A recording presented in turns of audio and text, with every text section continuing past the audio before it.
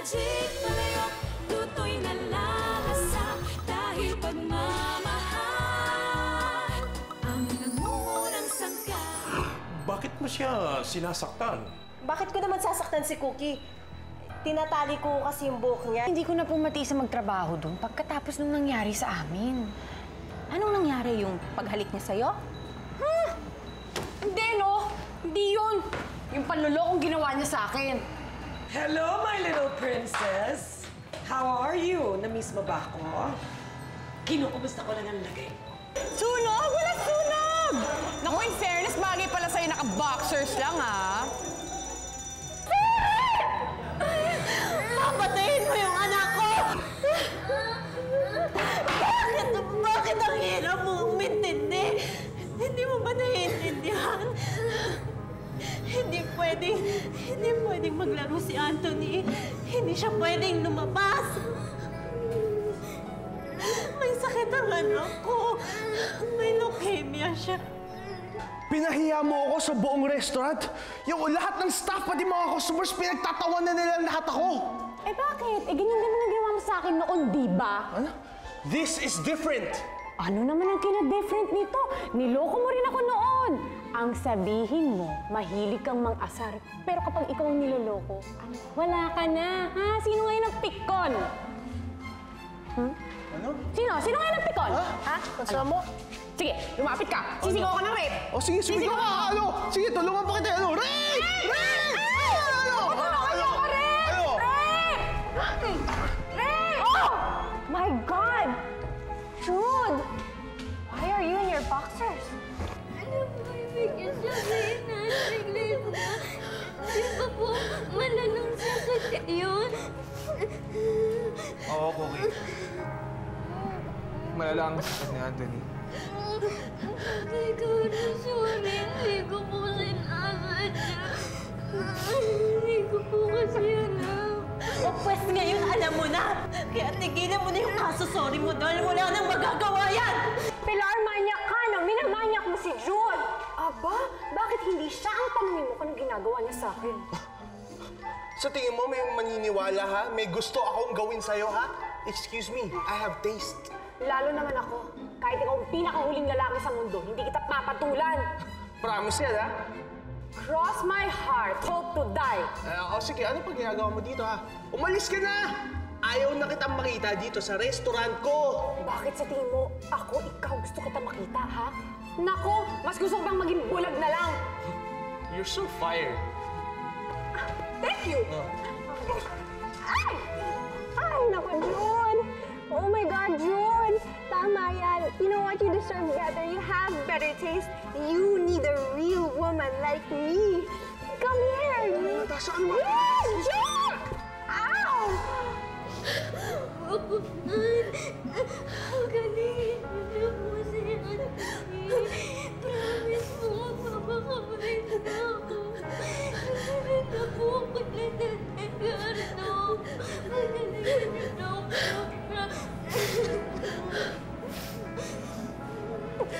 Sana ako pakinggan ng Diyos sa dasal mo.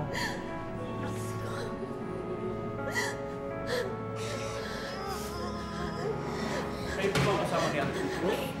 Dok, ako po yung nanay niya. Kumusta na ho yung anak ko? Tatabating ko kayo. Malala ang sakit ng anak nyo. Maaaring di na siya magtagal. Hindi niyo na po ba siya gagamutin? I'm sorry.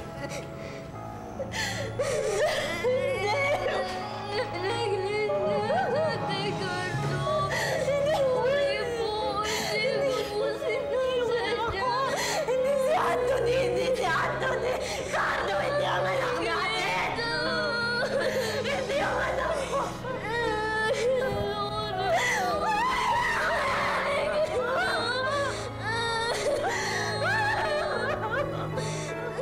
Ayun! Pinagtawanan siya ng lahat ng customer! Naku, kung nakita niyo lang. Mabuti nga sa kanya yun. Pero teka, baka namang ginawa mo yun dahil gusto mo lang makakitang nakahubad si Jude, ha? Tay naman! Hindi, no? Kahit magubad siya sa harap ko, hindi ko siya papansinin. Pero alam mo, Pilar, pakiramdam ko, grabe pa rin yung ginawa mo kay Jude. Tama nga yan eh. Kulang pa yun. Oh, ito talaga. Yabang-yabang niya kasi, no? Pues ngayon alam na niya na hindi ko siya basta uurungan. Ikaw ang bahala, anak, ha? Basta sinasabi ko sa'yo, ha? Yung mga bagay na ganyan, may karma yan. Nay, wala naman akong ginagawang masama eh. Kung tutuusin, pinaglaban ko lang naman yung sarili ko. Ayaw niya akong mag-resign, di gagawa ko ng paraan para makaalis ako dun. Hindi ko na talaga kayang makatrabaho si Jude. Oo nga, anak. Pero sa tingin ko pa rin, dapat hindi sa ganung paraan. Hindi ako nakapag-bilin ng food galing sa restaurant. Nami-miss ko na ang luto ni Pilar eh. Well, sorry do, pero hindi din naman titikman ang luto ni Pilar kahit kailan. Kasi pinalayas ko na siya sa restaurant. Ha? Bakit naman? Eh, hindi naman siya magaling magluto eh. Tsaka akala niya kung sino siya. Eh, di naman namin siya kailangan. Kung ayaw niya magtrabaho dun sa restaurant, di wag. Jude, huwag mo daanin sa init ng ulo lahat ng bagay. Eh, hindi magsasucceed ang restaurant mo kung ganyan. Si Pilar lang naman nag-uusap magluto rin ah.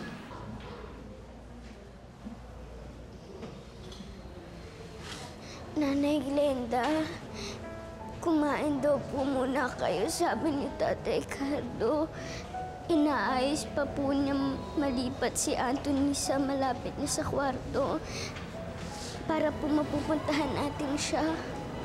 Kain po muna kayo.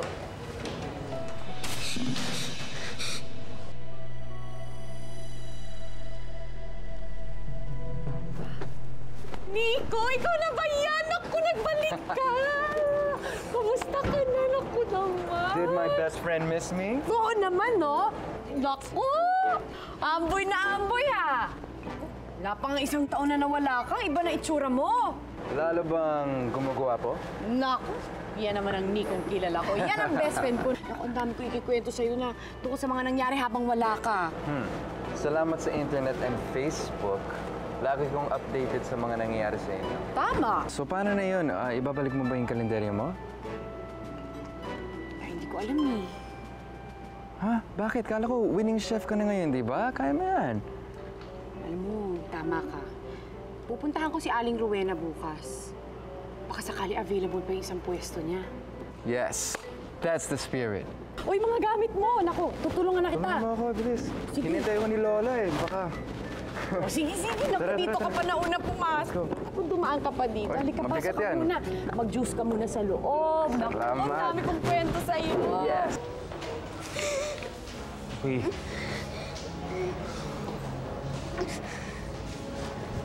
Ayos ka lang ba? Tatay Cardo, hindi po ba mamamatay si Anthony kapag hindi siya maglalaro? Hindi. Okay kasi matagal na may sakit si Anthony. Tagal na siya may sakit. Ayoko po mawala si Anthony, Tay. Ayoko rin siya mawala.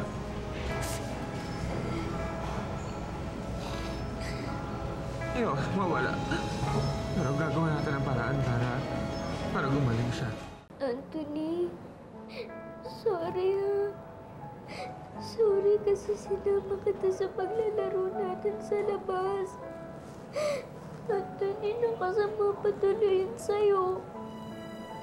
Hindi ko kasi alam na malala na pala yung sakit mo. Ang daya-daya mo, Anthony. Bakit hindi mo kasi sinabi kay Ate Cookie? Anthony, magpagaling ka ha. Sabi ng doktor, hindi ka na daw gagaling. Hindi ako naniniwala sa kanya, Anthony. Kasi nag-pray ako kay Papa God na pagalingin ka. Gagaling ka, Anthony. Sabi ni Mama noon, totoong may milagro. Totoo nga yun, Anthony. Tignan mo tong si Palayok. May magic siya. Pero magpagaling ka, ha? Kapag magaling ka na, ipapakilala ko siya sa'yo.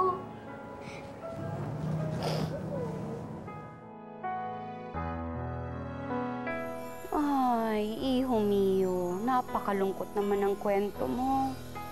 Oo, Palayok. Ayokong mamatay si Anthony. Ngayon lang ako nagkaroon ng kapatid, kaya ayokong mawala siya. Napakaraming bagay sa mundo ang hindi maipaliwanag, katulad ko.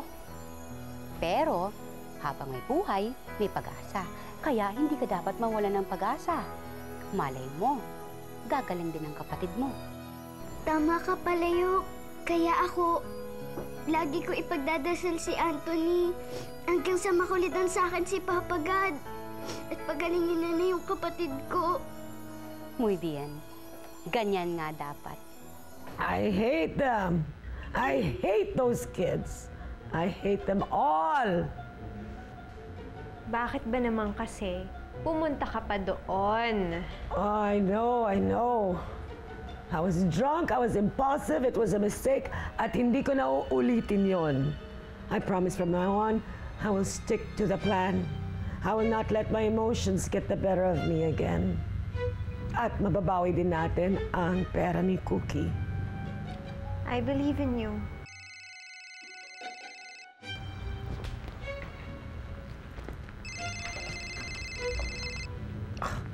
Hello?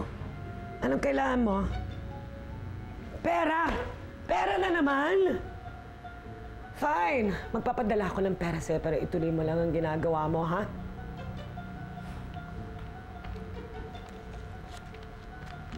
Onyo! Yes, ma'am.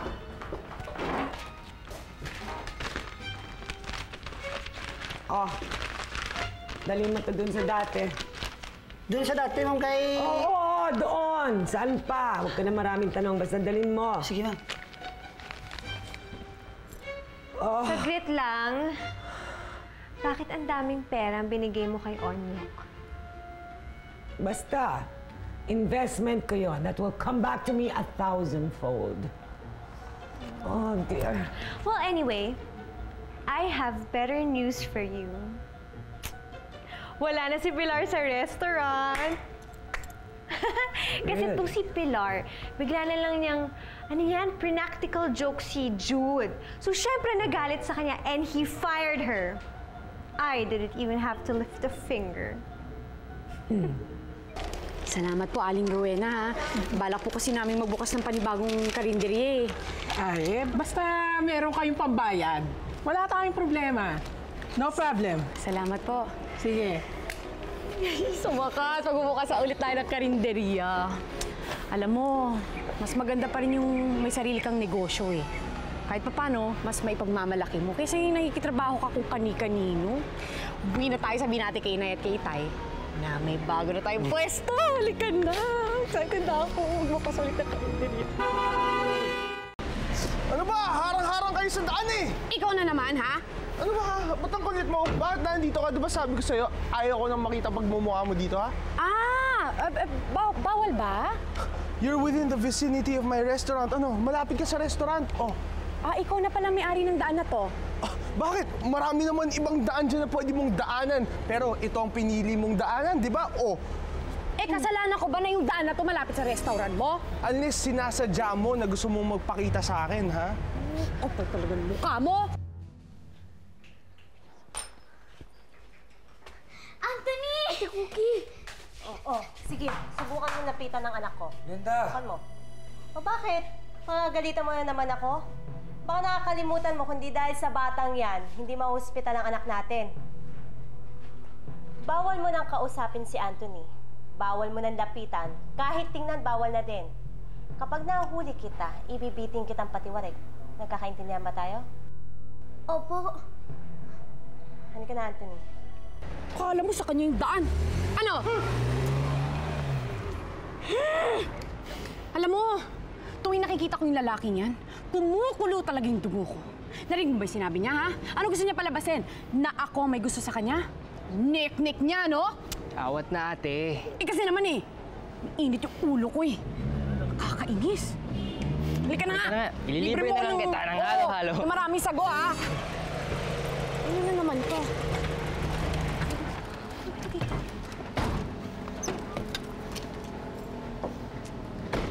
Barbie! Ano nga balita? Ha? Ginagawa niyo dito? Di ba sinabi ko na ayoko nang sinusundan? Kirby, sino sila? Kami lang naman yung mga taong naghahanap sa kanya. May utang sa akin ang kapatid mo. 20 mil. Ha? Nung isang araw pa dapat siya nagbayad. Kirby? Ika rito! Uy, naku! Sandali! Uy, bitawan niyo yung kapatid ko! Kirby! Ano? Sige, tatawag ako ng polis! Tawag ka ng polis. Kapag hindi nagbayad ang kapatid mo, hindi lang yan ang aabutin niya. Alam ko kung saan kayo nakatira. Sorry to disappoint, Natasha, pero si Pilar ulit ang chef natin dito. What? Mula ngayon, ikaw na, Cardo, ang legal guardian ni Cookie. Anthony? Anong ginagawa mo dito, ha?